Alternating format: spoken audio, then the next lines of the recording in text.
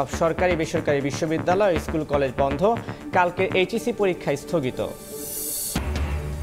ভয়াবহ কার্গো জটে পড়তে যাচ্ছে শাহজালাল বিমানবন্দর। এক্সপ্রেস পদ্ধতিতে পণ্য খালাস বাতিলের দাবিতে সিএনএফ এজেন্টদের কর্মবিরতি। দ্রুত উদ্যোগের পরামর্শ।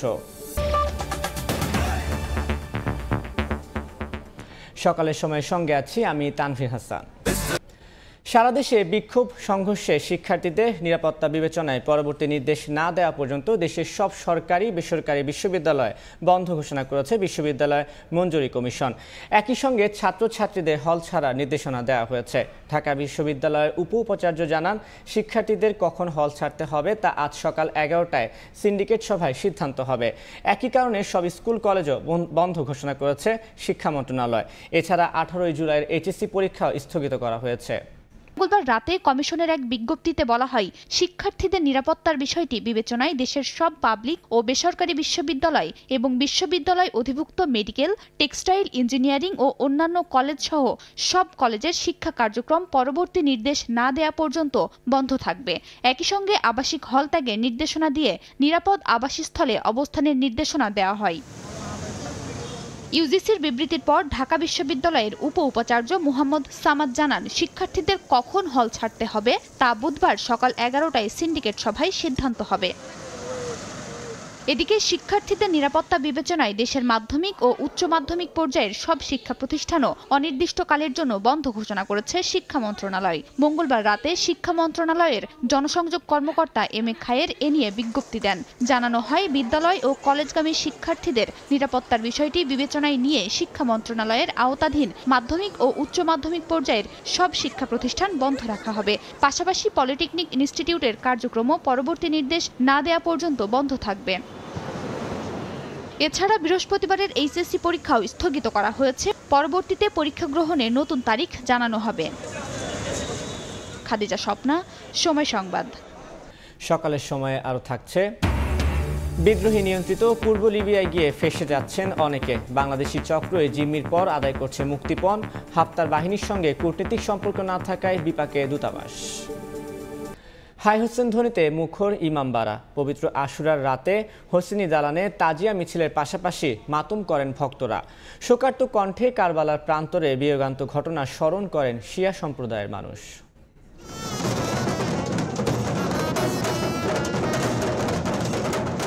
আরবি হিজরির প্রথম মাস মহরমের 10 তারিখ পবিত্র আশুরা। হযরত আদম আলাইহিস সালাতু ওয়াস সালাম থেকে শুরু করে প্রায় সব নবীর কোনো না কোনো ঘটনা জড়িয়ে আছে এই দিনকে ঘিরে। 10ই মহরম আদিপিতা আদমকে জান্নাত থেকে পৃথিবীতে পাঠান মহান আল্লাহ তাআলা। এই দিনেই আদম ও তার স্ত্রী হাওয়া আলাইহিস সালাতু ওয়াস সালামের সঙ্গে আরাফার ময়দানে প্রথম সাক্ষাৎ হয়। এই দিনেই নূহ নবী ও তার ঈমানদার সঙ্গীরা মহাপ্লাবন থেকে মুক্তি পেয়েছিলেন। নমরুদের দ্বারা অগ্নিকুণ্ডে নিক্ষিপ্ত হওয়ার পর 10ই মহরম সেই অবস্থা থেকে মুক্তি লাভ করেন আরেক নবী ইব্রাহিম আলাইহিস সালাতু ওয়াস সালাম। শত্রুর হাতে খুন হওয়া থেকে বাঁচতে এই দিনেই ঈসা আলাইহিস সালাতু ওয়াস সালামকে আল্লাহ তাআলা আসমানে উঠিয়ে নেন। আর কারবালার বিয়োগান্ত ঘটনা তো সবারই জানা। অন্যায়ের বিরুদ্ধে প্রতিবাদ জানাতে 10ই মহরম কারবালার প্রান্তরে ইয়াজিদ বাহিনীর হাতে শহীদ হন হযরত মুহাম্মদ সাল্লাল্লাহু আলাইহি ওয়াসাল্লামের প্রিয় নাতি হুসাইন রাদিয়াল্লাহু তাআলা আনহু। 61 হিজরির হৃদয় বিদারক সেই ঘটনা স্মরণে প্রতি বছর 10ই মহরমে বিশ্বব্যাপী আশুরা পালন করেন শিয়া সম্প্রদায়ের মানুষ। মঙ্গলবার গভীর রাতে রাজধানীর পুরান ঢাকার হোসেনি দালানে বের করা হয় তাজিয়া মিছিল। আশুরা উপলক্ষে পালন করা হয় নানা আচার। ইমাম হুসাইন আলাইহিস সালাম যে কোরবানি দিয়েছেন, ওনার কোরবানির কারণে যে ইসলাম জীবিত আছে, এইটাই হচ্ছে সেটার প্রমাণ। কারবালায় মর্মান্তিক ঘটনা ঘটেছে। সেদিন ছোটোখাটো কোনো ঘটনা হয়নি। সেখানে নবীর পরিবারের উপর যে অত্যাচার, যে নির্যাতন চালানো হয়েছে, সেটাও আমরা সবাইকে জানি।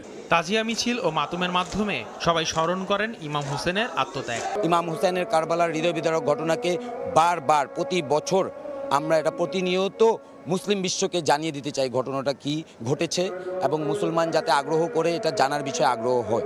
বুধবার সকাল 10টায় হোসেনি দালান থেকে মূল তাজিয়া মিছিল শুরু হওয়ার কথা রয়েছে। আসিফ মোহাম্মদ সিয়াম, সময় সংবাদ, ঢাকা। নীলফামারী সৈয়দপুরে 46টি ইমামবাড়ায় তাজিয়া বসানোর আনুষ্ঠানিকতা শেষে শুরু হয় শিরনি বিতরণ, মানত চাওয়া ও মরসিয়া পাঠ। প্রচলিত আনুষ্ঠানিকতা শেষে গভীর রাত পর্যন্ত চলে তাজিয়া মিছিল, লাঠি খেলা। ঢোলের গগনবিদারী শব্দ আর ইয়া হাসান ইয়া হোসেন ধ্বনিতে মুখর ইমামবাড়া এলাকার আকাশ বাতাস। নীলফামারী সৈয়দপুরের ইমামবাড়াগুলোতে মঙ্গলবার রাত 12টার পর থেকে বসানো শুরু হয় বর্ণিল সাজে সজ্জিত তাজিয়া। প্রচলিত আনুষ্ঠানিকতা শেষে গভীর রাত পর্যন্ত চলে তাজিয়া মিছিল, লাঠি খেলা, ঢোল বাজানো। হাজারো ভক্ত ইমামবাড়াগুলো ঘুরে দেখেন, চলে সিন্নি বিতরণ, মানত চাওয়া ও মর্শিয়া পাঠ। আমার বাবা মা মন্দির মানছিল 10 বছরের, এখন 6 বছর আছে আর 4 বছর বাকি। আমার জীবন ভরে মানতি। আমার মা বলে গেছে যে বাবা যতদিন বাচ্চা থাকবি দুনিয়াকালে ইমাম হোসেনের ঘোড়া হবি।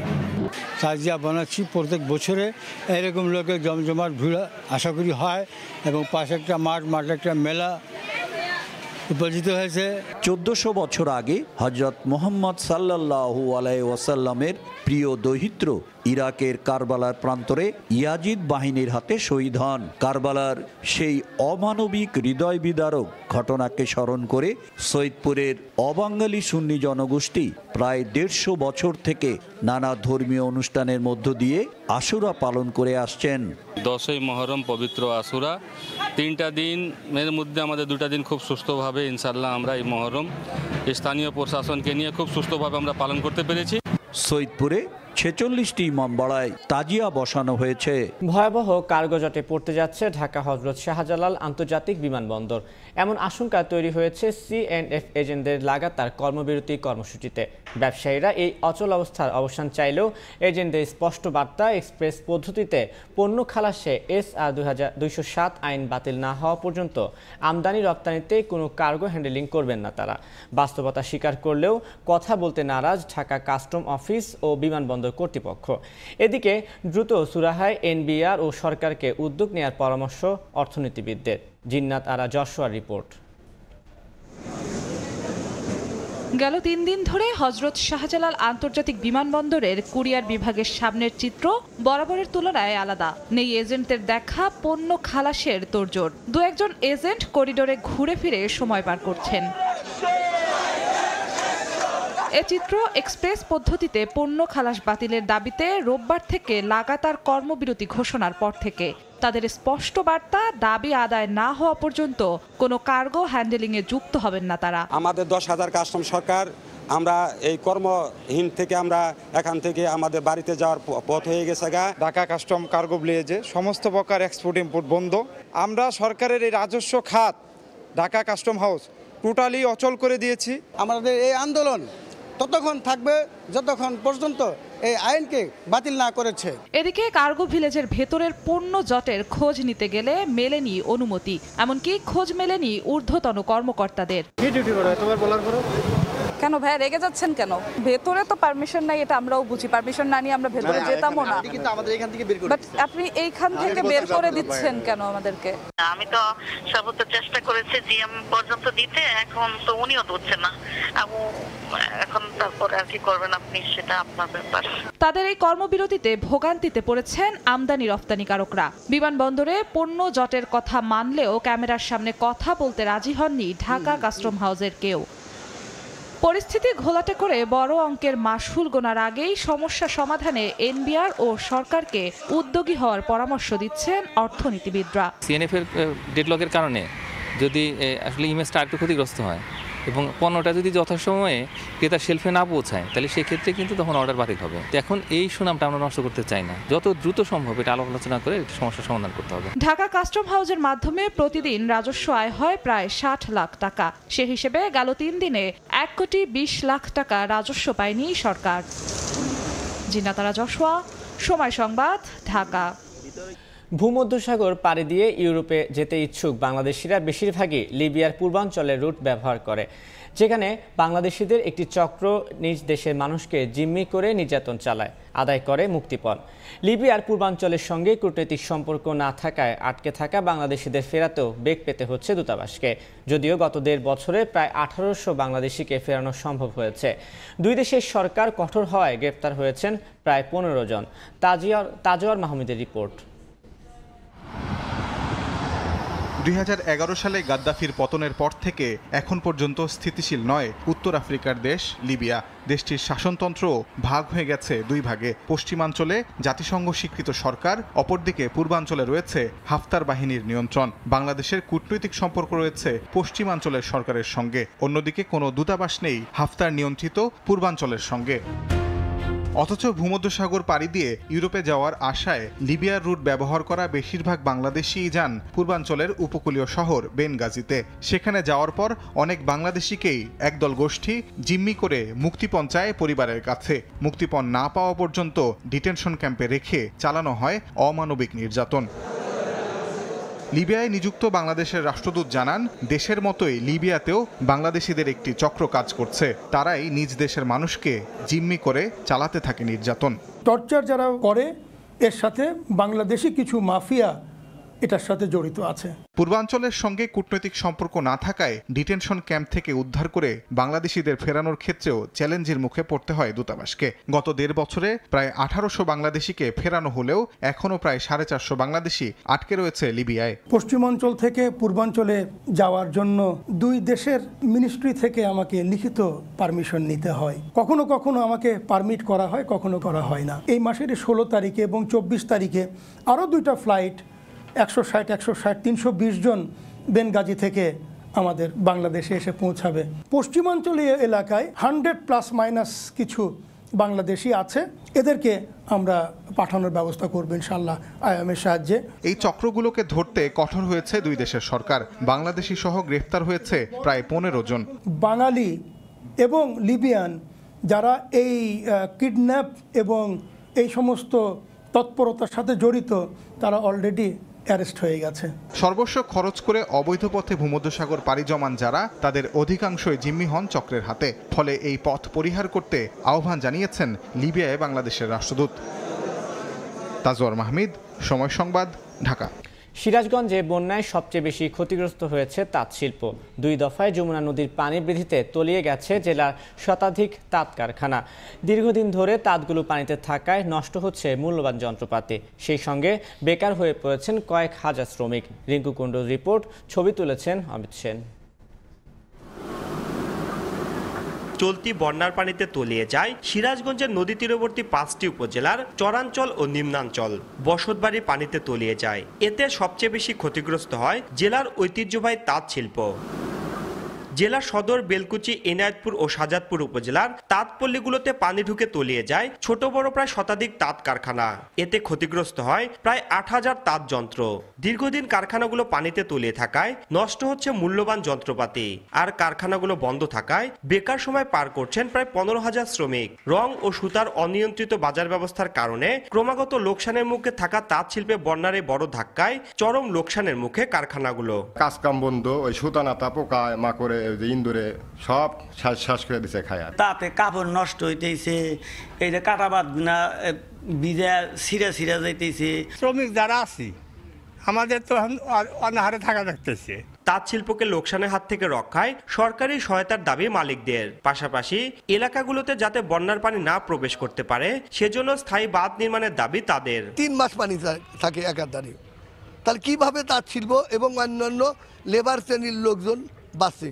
ক্ষতিগ্রস্ত ব্যবসায়ীদের তালিকা তৈরি করে তাঁত বোর্ড ও বাণিজ্য মন্ত্রণালয়ের মাধ্যমে ক্ষতিপূরণের ব্যবস্থা করা হবে বলে জানায় তাঁত বোর্ড। ক্ষতিগ্রস্ত তাঁতিদের বিষয়ে আমরা জরিপ করতেছি। জরিপ করে আমরা আমাদের প্রধান কার্যালয়ে প্রেরণ করব। আর লোকসানে থাকা ব্যবসায়ীরা যাতে আবার ঘুরে দাঁড়াতে পারে সেজন্য ক্ষতিগ্রস্তদের প্রণোদনার আশ্বাস দেন স্থানীয় সংসদ সদস্য। প্রশাসনিকভাবেও কিন্তু তালিকা করা হচ্ছে। এই তালিকাগুলি নিয়ে আগামী দিনে যে তাঁতিরা ক্ষতিগ্রস্ত তাঁতিদের পাশে কিন্তু দাঁড়াবে সরকার বিভিন্নভাবে প্রণোদনা দিয়ে। সিরাজগঞ্জ জেলায় তাঁত শিল্পে পাওয়ারলুম ও হ্যান্ডলুম রয়েছে প্রায় 5 লাখ। এর সাথে প্রত্যক্ষ ও পরোক্ষভাবে জড়িত প্রায় 12 লাখ মানুষ। রিঙ্কু কুণ্ডু, সময় সংবাদ, সিরাজগঞ্জ। সকালের সময় আরও থাকছে। রাজশাহীর চর আশারিয়াদাহে বিদ্যুৎ না থাকায় চরম ভোগান্তিতে 50,000 মানুষ। বন্ধ সৌর বিদ্যুতের প্ল্যান্ট। জনপ্রতিনিধি আশ্বাস দিলেও ভিন্ন বক্তব্য ব্যবস্থাপকের। বাড়ি নির্মাণে পৌর আইন না মানার প্রতিযোগিতা চলছে নওগাঁয়। আইনে যথাযথ প্রয়োগ না থাকায় নির্মাণ করা বাসার গলি দিয়ে চলাচল করা কঠিন হয়ে পড়েছে।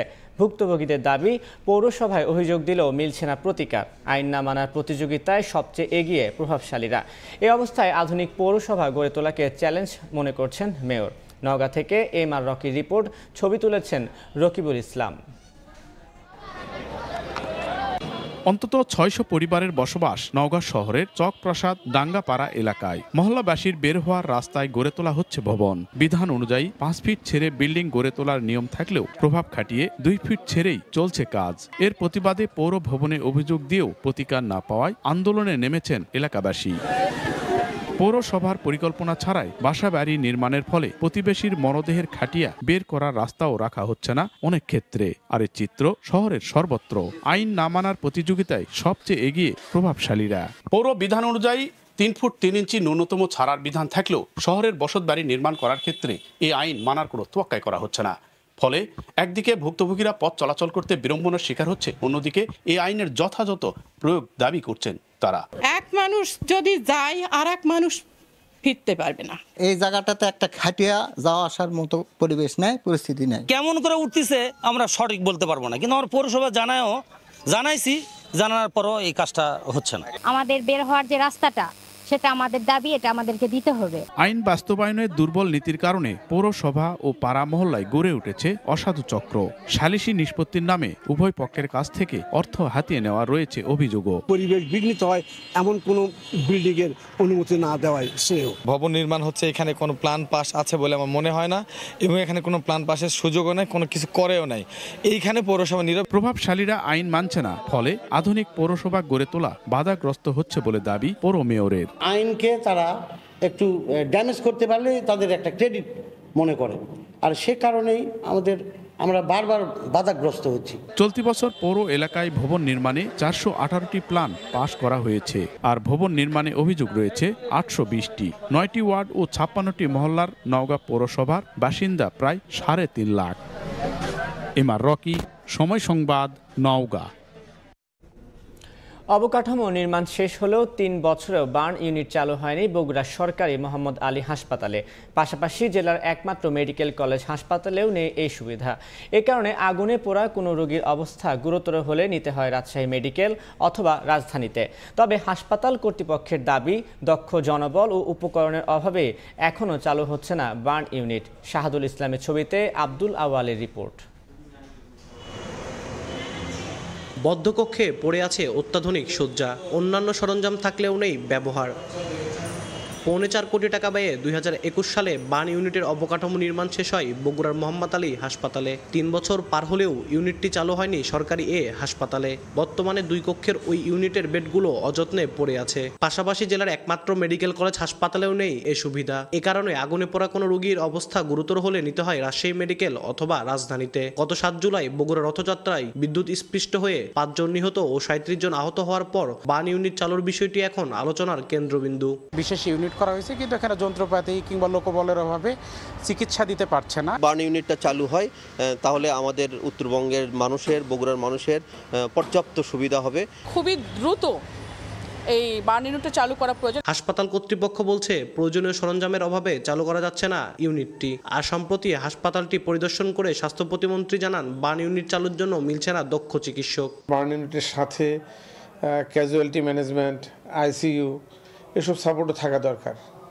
এসব বিষয়গুলো সর্বাঙ্গীনভাবে যদি আমাদেরকে সাহায্য করা যায়, তাহলে আমরা বার্ন ইউনিট চালু করতে পারবো। বিজ্ঞ ব্যক্তি তৈরি করে আমরা যখন দিতে পারবো জেলা পর্যায়ে, তখন আমরা ইনশাল্লাহ এটা করতে পারবো। এটা আমাদের নিয়মের মধ্যে আছে। স্বাস্থ্য বিভাগের তথ্য মতে প্রতি বছর বগুড়া শহীদ জিয়াউর রহমান মেডিকেল কলেজ হাসপাতালে গড়ে ৩০০ ও মোহাম্মদ আলী হাসপাতালে শতাধিক আগুনে দগ্ধ রোগী চিকিৎসা সেবা নেন। আব্দুল আউয়াল, সময় সংবাদ, বগুড়া। ২ দফা সময় বাড়িয়েও ৩ বছরেও শেষ হয়নি পাবনার ঈশ্বরদীর গণিরঘাট সেতু নির্মাণ। চলাচলের ভোগান্তি দূর করতে সরকার প্রকল্প হাতে নিলেও ঠিকাদারের গাফলতিতে তা হচ্ছে না বলে অভিযোগ এলাকাবাসীর। তবে আগামী সেপ্টেম্বরের মধ্যে কাজ শেষ করার আশ্বাস এলজিইডির। আসিফ মাহমুদের ছবিতে সবুজ মোল্লার রিপোর্ট। নদীর ওপর নির্মাণাধীন সেতু দীর্ঘদিন কাজ না হওয়ায় অবকাঠামোতে ঘাস গজিয়ে জঙ্গলে পরিণত হয়েছে। 2021 সালের 4 এপ্রিল পাবনার ঈশ্বরদী উপজেলার চরকুরুলিয়া গ্রামের গণিরঘাট এলাকায় দীর্ঘ 96 মিটার দৈর্ঘ্যের সেতু নির্মাণ কার্যাদেশ দেওয়া হয়। 2022 সালের 8 অক্টোবর কাজ শেষ হওয়ার কথা থাকলেও প্রথম দফা মেয়াদ বাড়িয়ে 2023 সালের 18 ডিসেম্বর পর্যন্ত বাড়ানো হয়। এরপরও শেষ না করায় দ্বিতীয় দফায় চলতি বছরের ডিসেম্বর পর্যন্ত সময় বাড়ানো হয়। এদিকে 3 বছরেও নির্মাণ কাজ শেষ না হওয়ায় ক্ষুব্ধ এলাকাবাসী। তারা জানান, চলাচলে ভোগান্তি দূর করতে সরকার প্রকল্প হাতে নিলেও ঠিকাদারের গাফিলতিতে তা হচ্ছে না। 15 দিন কাম হয়, আর 2 মাস 6 মাস নেই। মাঠের সব সবজি টবজি গাড়ি লিয়ে যায় না, বুঝছেন? এখন ব্রিজটা হয়ে গেলে আর সুবিধা হয়। ঠিক মতন গাড়ি দিত, তাহলে আমাদের ব্রিজটা এতদিন আমাদের চলাচল করতে পারতাম আমরা। এ নিয়ে কথা বলার জন্য পাওয়া যায়নি ঠিকাদারি প্রতিষ্ঠানের কাউকে।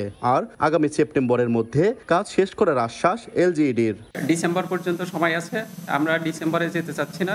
আমরা আশা করছি আজকে জুলাই মাস চলছে, সেপ্টেম্বরে আমরা শেষ করে দেব। গণিরঘাট সেতু নির্মাণ প্রকল্পে ব্যয় ধরা হয়েছে 7 কোটি টাকা। সবুজ মোল্লা, সময় সংবাদ, পাবনা। রাজশাহীর গোদাগাড়ির চর আশারিয়াদহ ইউনিয়নের বিদ্যুৎ সরবরাহ বন্ধ করে দেওয়ায় চরম ভোগান্তিতে পড়েছেন প্রায় 50,000 মানুষ। তারা বলছেন, আভা মিনি গ্রিড প্রজেক্টে সৌর বিদ্যুতের প্ল্যান্ট বন্ধ হয়ে যাওয়ায় বাসা বাড়িতে বন্ধ হয়ে গেছে টিভি, ফ্রিজ, ফ্যান, কম্পিউটার সহ ইলেকট্রনিক সব যন্ত্রপাতি।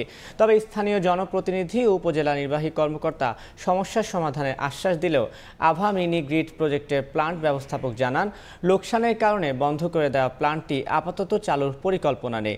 হাবিবুর রহমান পাপ্পুর তোলা ছবিতে বিস্তারিত সাইফুর রহমান রকির প্রতিবেদনে।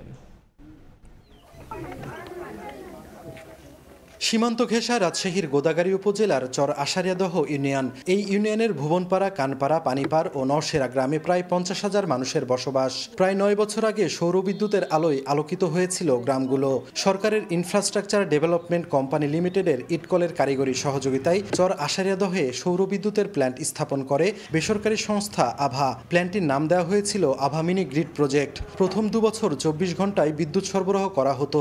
পরবর্তীতে উৎপাদন কমে গেলেও গ্রাহক সংখ্যা বেড়ে যাওয়ায় দিনে 6 থেকে 7 ঘন্টা বিদ্যুৎ পেত গ্রাহকরা। কিন্তু মাসখানেক আগে লোকসানের কারণে একেবারে বন্ধ করে দেয়া হয় বিদ্যুৎ সরবরাহ। এরপর থেকে বাসাবাড়িতে light, fan, TV, fridge, computer, mobile phone সহ ইলেকট্রনিক সব যন্ত্রপাতি বন্ধ হয়ে গেছে। ফলে চরম ভোগান্তিতে ইউনিয়নের মানুষেরা। 1.5 লাখ টাকার জিনিস, কম্পিউটার থেকে শুরু করে হিটার থেকে শুরু করে সব ওয়াচাল হয়ে পড়ে আছে। দোকানে সব ফ্রিজ লেথে আছে, ফ্রিজ সব বন্ধ। ছেলে মেয়ের লেখাপড়ার অসুবিধা এবং আমাদের ঘুমাতে সমস্যা। এই অবস্থায় গ্রামবাসী চর আশারিয়াদহ বাজারে জেনারেটর চালিয়ে 30 টাকা করে নিজেদের মুঠোফোনে চার্জ দিচ্ছেন। আর বিদ্যুৎ না পাবার শঙ্কায় অনেকে বাসাবাড়িতে সোলার প্যানেল নিচ্ছেন। কারেন্ট বাবদে যত সমস্যা, এই সমস্যা বলিয়া শেষ করতে পারবো। জেনারেটরের মাধ্যমে আমরা চার্জ দিচ্ছি, কিন্তু সেটার জন্য আমাদেরকে টাকা দেওয়া লাগছে। আভা মিনি গ্রিড প্রজেক্টের প্ল্যান্ট ব্যবস্থাপক জানান, লোকসানের কারণে বন্ধ করে দেয়া এই প্ল্যান্টটি আপাতত চালুর কোনো পরিকল্পনা নেই। বিদ্যুৎ বিক্রিতে আর আপনার উৎপাদনে মানে গড় অ্যাভারেজ করতে গেলে বিদ্যুৎ প্ল্যান্টে লস আসার কারণে মনে করেন প্ল্যান্টটা বন্ধ করে দেয়। এমন পরিস্থিতিতে স্থানীয় জনপ্রতিনিধি ও উপজেলা নির্বাহী কর্মকর্তা সংকট নিরসনে উদ্যোগ নেওয়ার কথা জানান। পল্লী বিদ্যুতের লাইনগুলো আবার সচল করা যায় কিভাবে এবং মানুষজনের এই কষ্টটা লাঘব করা যায় কিভাবে, সেই লক্ষ্যে আমি উপজেলা প্রশাসনের পক্ষ থেকে সার্বিক সহযোগিতা করব। চর আশারিয়াদহে 3300 গ্রাহককে সঞ্চালন লাইনের মাধ্যমে বিদ্যুৎ সরবরাহ করা হতো। প্ল্যান্টে 594টি সৌর বিদ্যুতের প্যানেল আছে। এগুলোর বিদ্যুৎ উৎপাদন ক্ষমতা ছিল 148.50 কিলোওয়াট। সাইফুর রহমান রকি, সময় সংবাদ, রাজশাহী।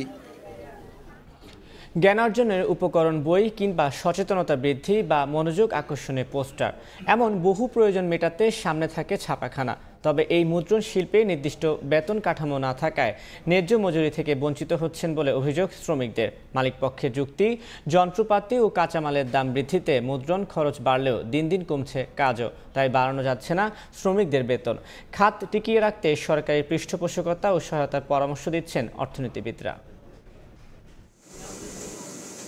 প্রায় 600 বছর আগে 1439 খ্রিস্টাব্দে মুদ্রণ যন্ত্র আবিষ্কার করেছিলেন জার্মান স্বর্ণকার গুটেনবার্গ, যা মানুষের শিক্ষা গ্রহণ এবং জ্ঞানকে ছড়িয়ে দিতে ব্যাপকভাবে সাহায্য করেছিল। সময়ের পরিক্রমায় সেই যন্ত্রে এসেছে বিবর্তনও। বই থেকে শুরু করে পোস্টার, শুভেচ্ছা কার্ড, গবেষণা প্রবন্ধ প্রকাশসহ নানা কাজে যুগ যুগ ধরে মানুষের প্রয়োজন মিটিয়ে আসছে ছাপাখানা। ব্যবসায়ীদের তথ্য মতে বর্তমানে সারা দেশে প্রায় 15 থেকে 20 হাজার প্রিন্টিং প্রেস রয়েছে, যেখানে কাজ করেন প্রায় 2 থেকে 2.5 লাখ শ্রমিক। বছরে এই শিল্পে লেনদেন হয় 5 থেকে 7 হাজার কোটি টাকা। তবে এই শিল্পের শ্রমিকদের জন্য ন্যূনতম বেতন নির্ধারণ করা থাকলেও নেই দক্ষতা অনুযায়ী স্তর ভিত্তিক পদ্ধতি। এছাড়া নেই সরকারি বেসরকারি তেমন কোনো প্রশিক্ষণের সুযোগও। শ্রমিকদের অভিযোগ, এসব কারণে কর্মঘণ্টা শেষ হওয়ার পরও ওভারটাইমে পাচ্ছেন না ন্যায্য মজুরি। 19 বছর আগে যখন আমি পেরেশে আসছি তখন আমি বেতন পাইতাম 3,000 টাকা। 19 বছর পরে এখন আমি বেতন পাই 12,000 টাকা। আমি কাজ করি প্রায় 25 বছর। এখন যা স্যালারি পাই 17,000, এখানে বাড়তি কাজ হয় না।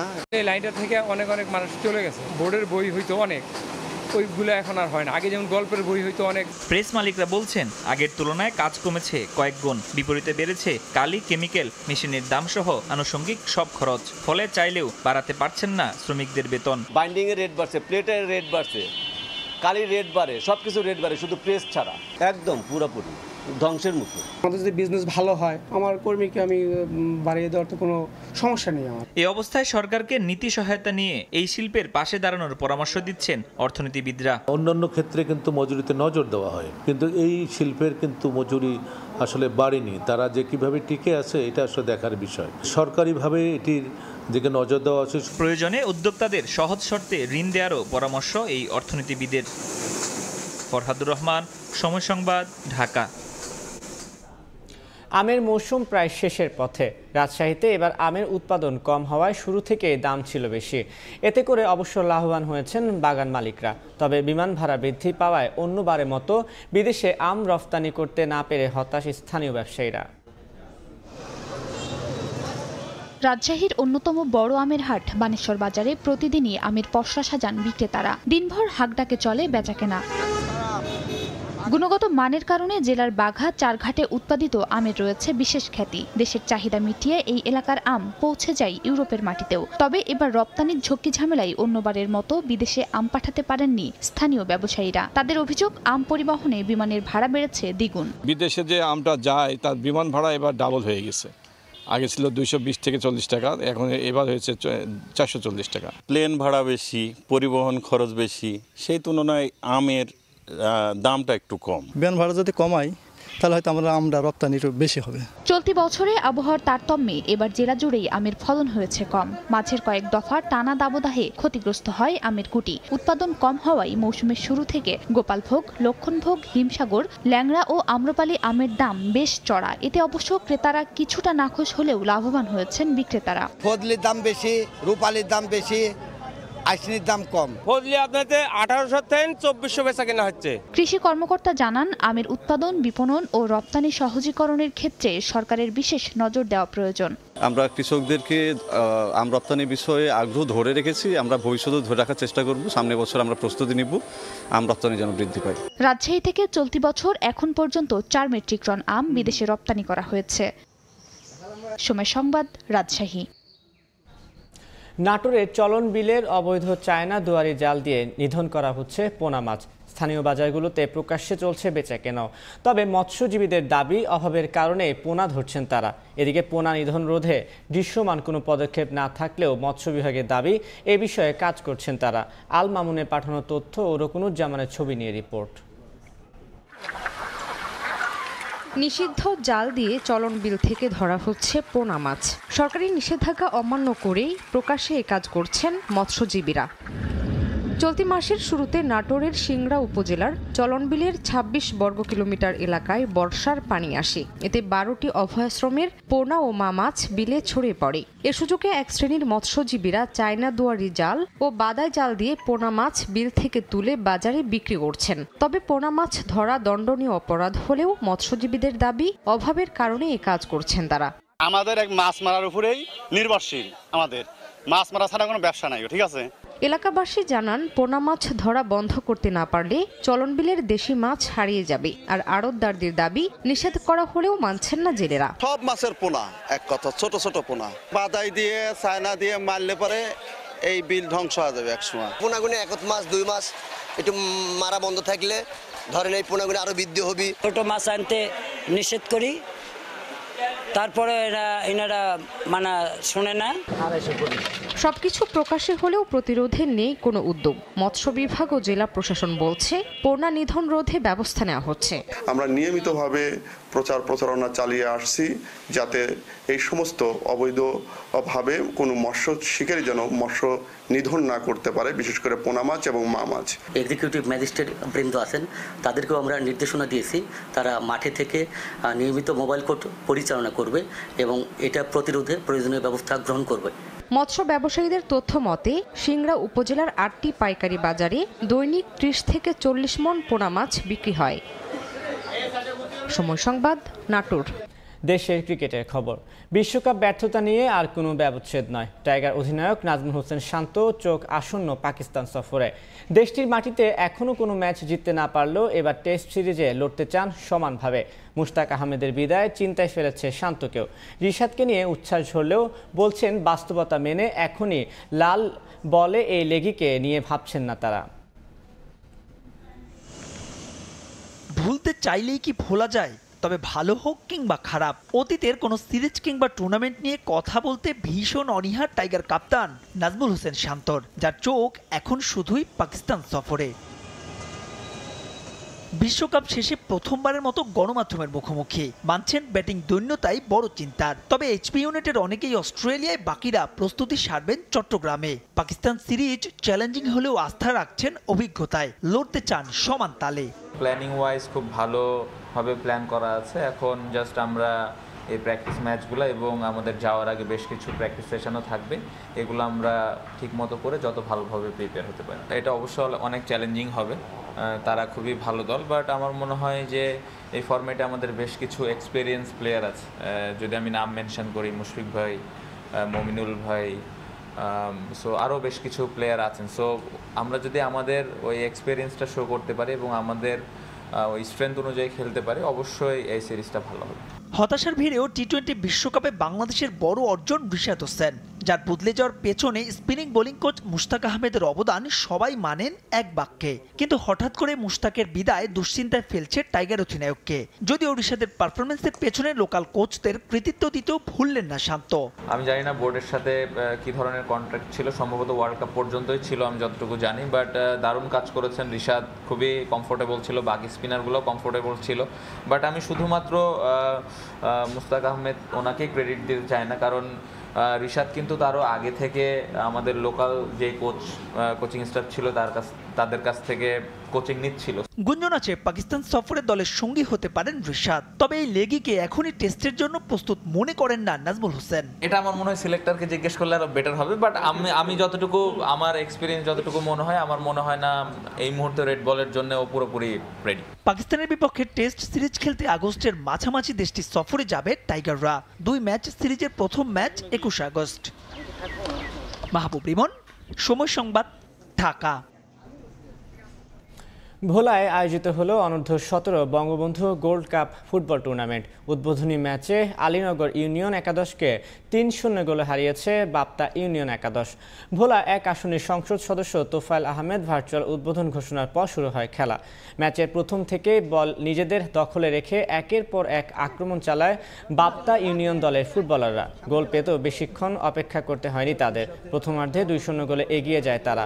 পরে দ্বিতীয়ার্ধে আরও 1-0 গোল করে 3-0 ব্যবধানের জয় নিয়ে মাঠ ছাড়ে বাপ্তা ইউনিয়ন একাদশ। আর দীর্ঘদিন পরে জেলায় কোনো একটা টুর্নামেন্ট উপভোগ করতে পেরে উচ্ছ্বসিত দর্শকরা।